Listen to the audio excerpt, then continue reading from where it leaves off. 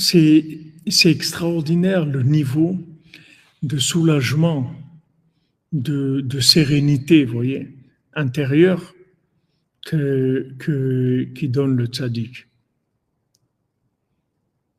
Parce que de toute façon, ce que je voulais vous dire tout à l'heure, la société, elle va mépriser ce mode de fonctionnement, d'avoir un maître. Parce qu'elle va vous dire, ouais, mais toi, tu es quelqu'un d'influençable, voilà, tu as trouvé quelqu'un, il t'a rempli la tête et maintenant tu vis comme ça. Mais ce que les gens ne vous disent pas, c'est que de toute façon, on est vide.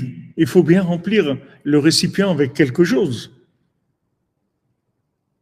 Eux, la société, les gens, ils vous font croire que si tu écoutes un maître, alors tu n'es pas vraiment libre. Tu n'es pas toi-même. Tu vas être toi-même quand tu vas faire toi-même tes choix. Mais ce qui vous montre, là où il vous montre, c'est que les éléments qu'on vous donne pour faire vos choix, c'est pas vous-même, ces éléments-là. C'est pas vous-même.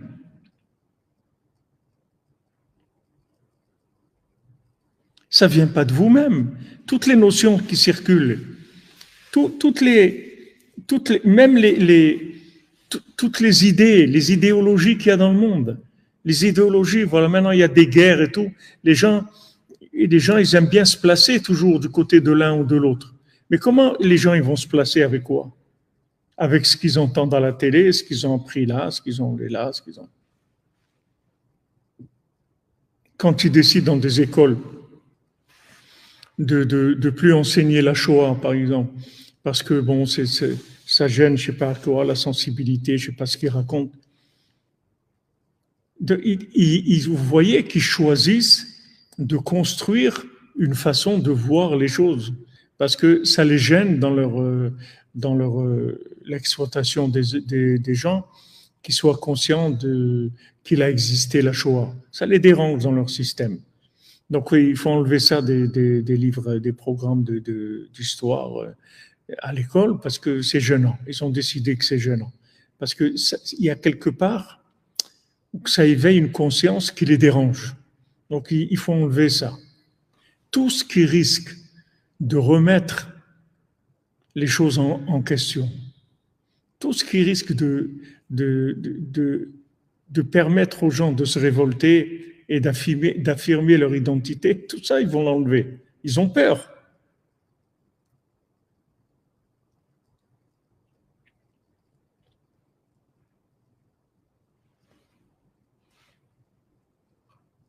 Ils ont peur, vous comprenez?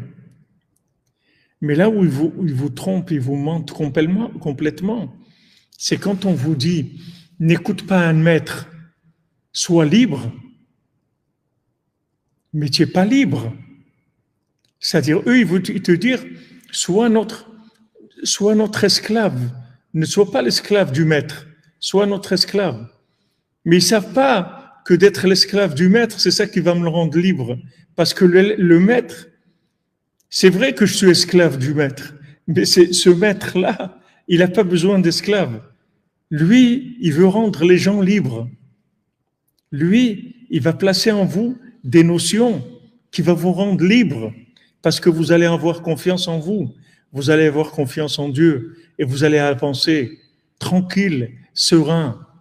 Vous avez peur de rien parce que vous êtes soutenu, vous avez confiance que Dieu est avec vous.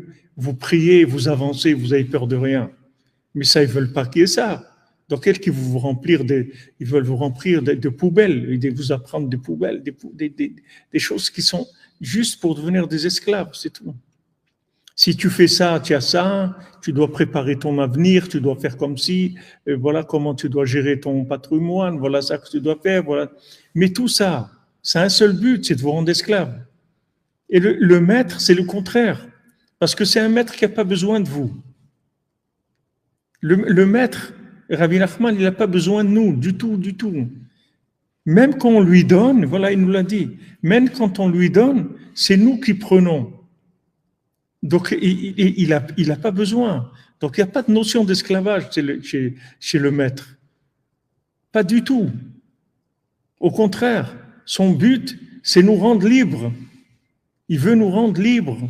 Il veut qu'on soit des individus, des véritables créatures de Dieu qui ont confiance en elle et qui ont confiance en Dieu et qui ont confiance dans le Maître, parce que le Maître, en fait, il est haïn, comme dit Rav Nachman, Moshe Rabbeinu, il est haïn, il n'existe pas.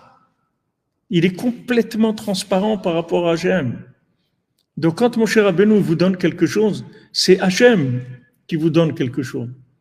Et maintenant, il vous donne la smicha, c'est-à-dire il vous fait passer de la sagesse. Et avec ça, vous devenez quelqu'un de libre, c'est-à-dire vous circulez dans ce monde. Vous évitez les pièges, vous évitez les problèmes, vous évitez tous les pièges de la société. Et ils vont dire, il faut faire ça. Ils vont faire, non, moi, je ne vais pas faire ça. Moi, je vais faire comme ça, c'est tout. Et vous pouvez aider tous les gens qui sont après, qui dépendent de vous. Vous pouvez leur donner les conseils qu'il faut pour réussir leur vie.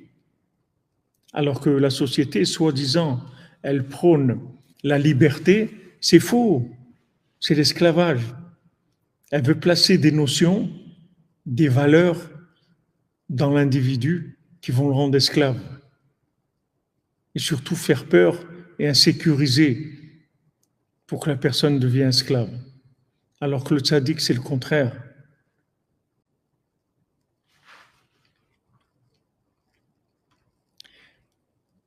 Oui, Jean-Christophe Meyer, comme tu dis. Tu as le tzaddik ou Hollywood, ouais. Hollywood avec toutes les ramifications.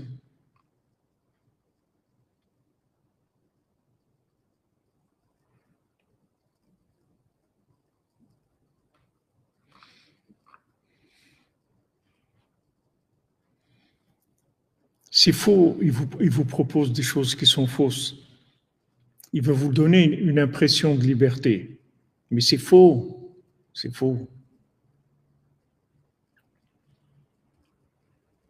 C'est pas du tout la liberté qu'il veut vous donner.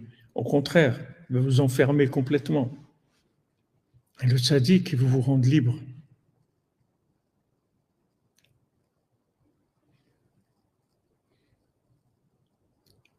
Rabbeinu dit, celui qui écoute un sage, il est plus fou, même s'il est fou. Mais il écoute un sage, il est plus fou. Parce que maintenant, un fou, c'est quoi? C'est quelqu'un qui fait des folies. Mais si maintenant il écoute un sage et qu'il lui dit, voilà comment tu dois faire ça et ça et ça, alors il ne fait plus de folie. Donc il est plus fou. Alors qu'à la base, il peut être fou. Et en écoutant un sage, il peut devenir beaucoup plus normal que quelqu'un de soi-disant normal qui écoute la folie du monde. Mais de la folie organisée et de la folie qui vient comme ça. Donc les gens, quand ils voient un fou, disaient, bon, il est pas normal. Ça veut dire normal. Les normes, qui est-ce qui a défini les normes? C'est vous qui avez défini les normes, la société. D'après ce que vous vouliez, vous, faire des individus, vous allez dire ce qui est normal et ce qui n'est pas normal. Mais votre définition de la norme, elle ne nous intéresse pas du tout. Moi, je veux la norme du fabricant. Moi, je veux la norme du créateur. C'est ça qui m'intéresse. Parce qu'on est là de passage et on doit optimiser notre vie avec la norme du créateur, la norme des anormaux, la norme des consommateurs. On n'a pas besoin. Vraiment pas.